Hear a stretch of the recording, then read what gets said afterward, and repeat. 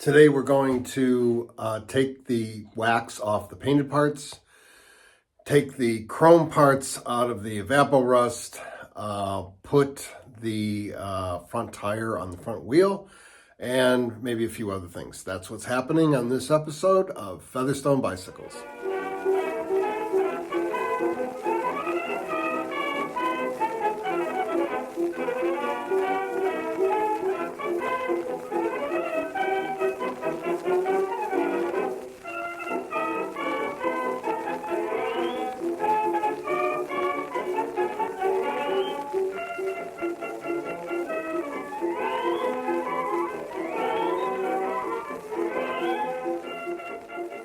I have to say that the before and after photos that I put as a thumbnail for the previous episode were really, you can see a stark difference. That McGuire's compound really brings out the original luster of the paint. Anyway, let's get going on taking this wax off.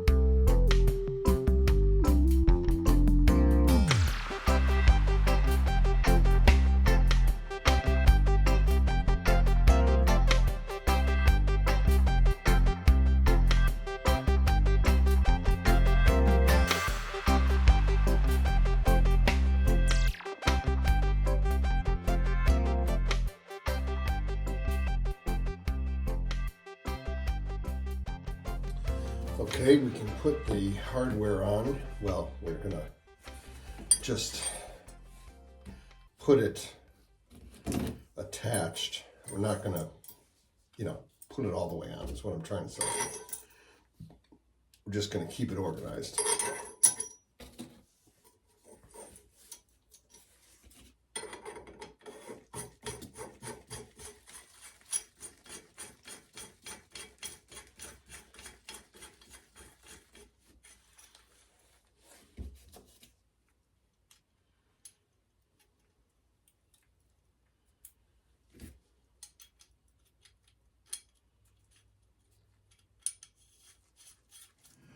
Over 20 years of doing this, and it never ceases to amaze me what I run into. Trying to get the inner tube out of the back wheel, get the tire off so I can get to the inner tube so I can use it on the front wheel. And the tire that was on there was not an S5 tire. So of course, it was an unbelievable pain to get off. I mean, look how I had to damage it there. I mean, the tire was kind of shot anyway. But not only did they not put the right tire on, we got our rim strip here, and it just happened to be where I was trying to get it off. The rim strip broke, and they used duct tape to fix it. Even today, 2026, rim strips are like a couple dollars.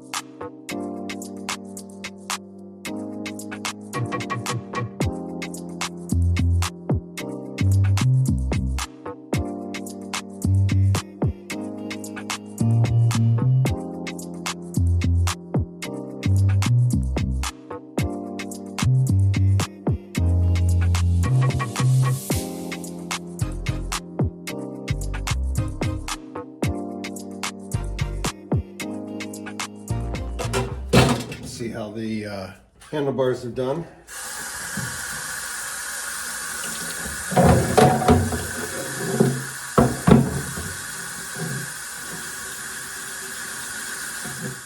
It was probably hard to see in the sink there, but for the most part, the handlebars look good, especially from the front. But there still is a pretty good amount of rust right here, and there's definitely some pitting on the uprights here. So we're gonna hit that up. First, I'm just gonna do steel wool on it, and if that is proving to be difficult, then I'm gonna have to go to the wire wheel and then finish it up with some steel wool. Same thing with the fenders on the outside. Again, the insides are great, but the outsides, I believe this is going to be a little bit of a challenge. On the front and on the rear, again, on the inside, amazing what Evapor-Rust can do. I didn't even realize I left the hardware on there. That was all rusted, so that all got fixed up. Again, the struts just look great, but I'll have to do steel wool on here, see how that goes. Might have to touch it to the wire wheel.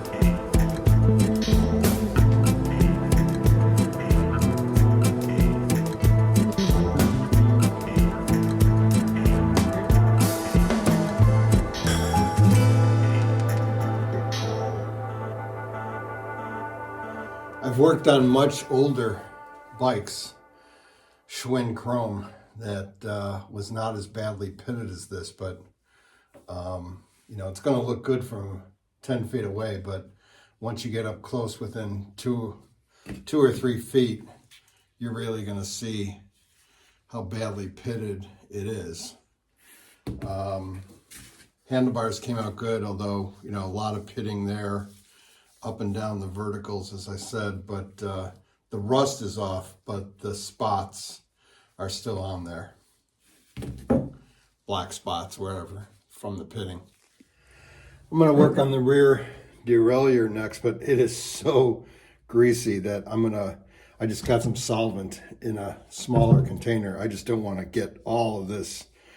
No point in getting all this grease off in the parts washer and contaminating everything. So I'm just going to brush some of this off in here in the sink.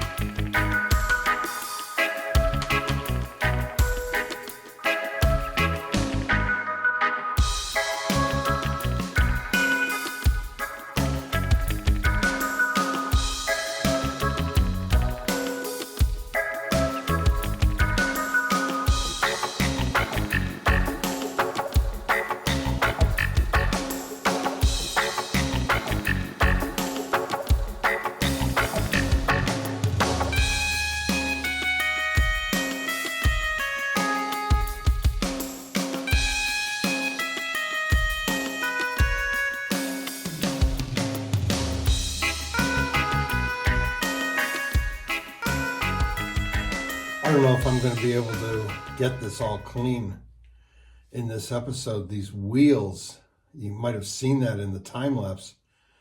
They are so caked on. I mean, I don't have anywhere near all of it off. I thought so much of it was coming off. I thought I was actually gouging the rubber of the wheels, but I wasn't. It was so bad. Anyway, we're going to get this apart at least.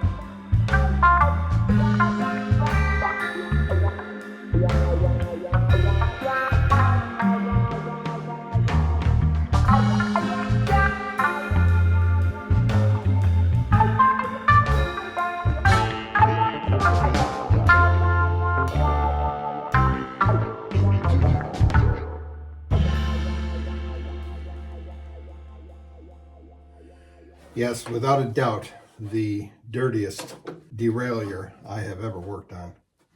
These wheels are, and I do think these parts even come out, but they're so stuck in there with grease.